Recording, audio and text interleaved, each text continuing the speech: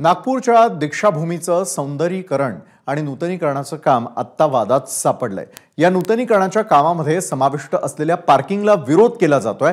अखेरीस जनभावनेचा रेटा पाहता उपमुख्यमंत्री देवेंद्र फडणवीस यांनी या कामाला स्थगिती दिली आहे। पाहूयात याबाबतचा हा सविस्तर रिपोर्ट।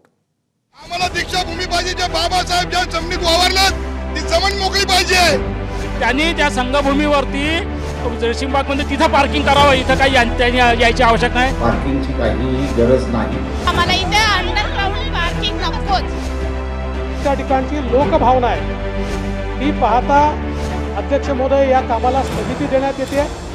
लाखो अनुयायांचं श्रद्धास्थान असलेली नागपूरची दीक्षाभूमी पुन्हा एकदा चर्चेत आली आहे। पण यावेळी त्याचं कारण आहे दीक्षाभूमीच्या सौंदर्यीकरण आणि नूतनीकरणाच्या कामाचं। आणि या कामाला कडाडून विरोध होण्यामागे कळीचा मुद्दा ठरलाय अंडरग्राउंड पार्किंगचा। यावरून आंदोलक आक्रमक झाले आणि त्यांनी आंदोलन करत कामाच्या साहित्याची तोडफोड करत जाळपोळ सुद्धा केली।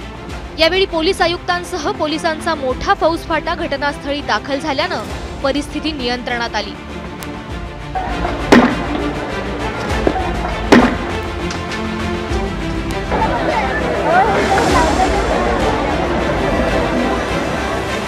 तुम्ही बघाल तर रॉड घेऊन ते इथे जे पिलर्स उभे केले जात आहेत ते देखील पाडण्याचा प्रयत्न करताय। यावर लक्षात येईल की एकाएक हे आंदोलन आक्रमक झालेलं आहे। सुरुवातीला अत्यंत शांततेमध्ये हे आंदोलन होईल असं वाटत होतं, त्यामुळे पोलिसांचा देखील पाहिजे तसा विशेष फौजफाटा आपल्याला इथे पाहायला मिळत नव्हता। मात्र ज्या प्रकारे हे सगळे आंदोलक या अंडरग्राउंड पार्किंग जे निर्मादित काम आहे तिथे शिरले आणि त्यानंतर आपल्याला पाहायला मिळतात की ते प्रतिकात्मक विरोध करत आहे, कारण की मोठं कन्स्ट्रक्शनचं काम आहे, त्यांच्या हाताने तुटणार नाही, पण मिळेल त्या पद्धतीने ते हे बांधकाम तोडण्याचा प्रयत्न करत आहे। अजूनपर्यंत या पार्किंगचं जे निर्माण कार्य आहे हे कार्य अजूनपर्यंत पाडलेले नाही। म्हणूनच रिपब्लिकन पार्टी ऑफ इंडिया पक्षातर्फे आम्ही माननीय उपमुख्यमंत्री देवेंद्र फडणवीस यांना विनंती करत आहे, आंबेडकरी समाजाच्या भावना समजून घ्या आणि त्वरित हे जे पार्किंगचं निर्माण कार्य आहे हे त्वरित पाडा, अशी मागणी आम्ही आपणास करत आहोत। नागपुरात आंदोलक आक्रमक झाल्यानंतर इकडे अधिवेशनातही त्याचे जोरदार पडसाद पडले आणि विरोधी पक्षाच्या नेत्यांनी सरकारला चांगलंच धारेवर धरलं। दीक्षाभूमी ही आस्थेचा विषय आहे,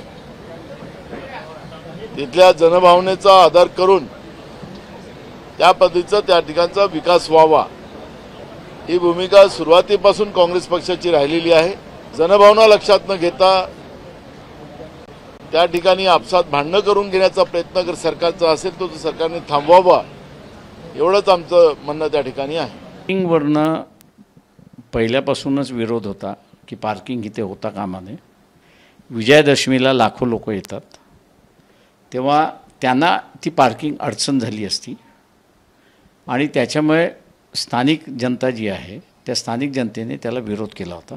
जे ट्रस्टी आहेत आत्ताच सांगण्यात आलं की 200 कोटी मिळालेले आहेत। पार्किंग लोकांचा विरोध लक्षात न घेता त्यांनी पार्किंग पुन्हा सुरुवात केली आणि लोकांनी मग असताना ताबा घेतला, आंदोलन केलं आणि ते पाडण्याचा पुढाकार लागलेले आहेत। आम्हाला विश्वासात न घेता जे स्थान आम्हाला अतिशय प्रिय आहे, अतिशय आदरणीय आहे, त्या जमिनीला धक्का लावण्याचं काम शासनाने का केलं हा मूळ प्रश्न आहे। कस्तुरचंद पार्क एवढं मोठं पार्क आहे ना, त्याच्या खाली करा ना, काय करा, विमानतळ करा, आमचं काही म्हणणं नाही, पण दीक्षाभूमीला कुठेही डिस्टर्ब करू नका। नागपूरच्या दीक्षाभूमीचं सामाजिक आणि ऐतिहासिक महत्त्व आणि जनभावनेचा रेटा पाहता उपमुख्यमंत्री देवेंद्र फडणवीस यांनी या नूतनीकरणाच्या कामाला तातडीनं स्थगिती देत लोकांशी चर्चा करूनच काम करण्याचं आश्वासन दिलंय। दीक्षाभूमीच्या विकासाचा एक आराखडा हा त्या ठिकाणी तयार करण्यात आला।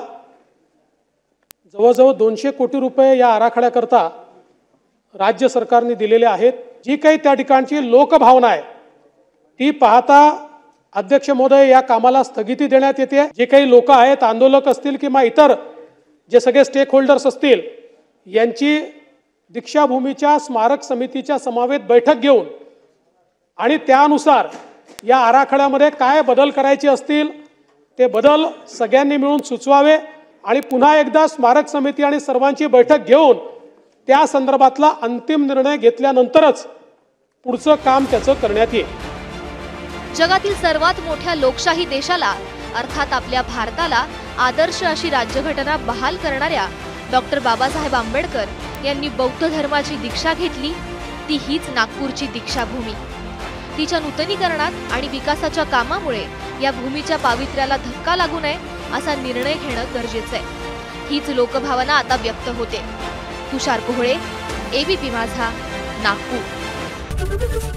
एबीपी माझा, उघडा डोळे बघा नीट.